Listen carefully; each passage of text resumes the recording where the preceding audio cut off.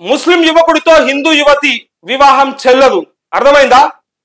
ముస్లిం యువకుడితోని హిందూ యువతి వివాహం చెల్లదు అని చెప్పి ప్రత్యేక వివాహ చట్టం ప్రకారం పెళ్లి చేసుకున్నా సరే, ఒకవేళ ప్రత్యేకమైనటువంటి స్పెషల్ మ్యారేజ్ యాక్ట్ ద్వారా చేసుకున్నటువంటి పెళ్ళైనా సరే అది వివాహం చెల్లదు. ముస్లిం లా ప్రకారం చట్టబద్ధంగా పరిగణించడం వీలవదు. మరి ముస్లిం లాలో ఒకవేళ పరిగణించాలనుకుంటే పరిగణించడం సాధ్యపడదు అని చెప్తూ మధ్యప్రదేశ్ హైకోర్టు కీలక తీర్పులు ఇచ్చింది, కీలక వ్యాఖ్యలు చేసింది. ఒకసారి మీ అందరికి కూడా తెలవాలి. చూడండి ఒకసారి. ముస్లిం యువకుడితో కనుక హిందూ యువతి పెళ్లి చేసుకుంటే ఆ వివాహం చెల్లదు, చట్టబద్ధం కాదు.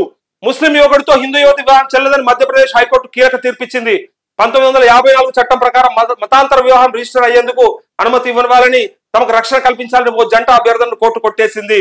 ప్రత్యేక వివాహ చట్టం ప్రకారమే పెళ్లి చేసుకున్నప్పటికీ ముస్లిం లా ప్రకారం చట్టబద్ధంగా పరిగణించడం వీలు కాదని స్పష్టం చేసిందంటూ ఇదొక వార్త.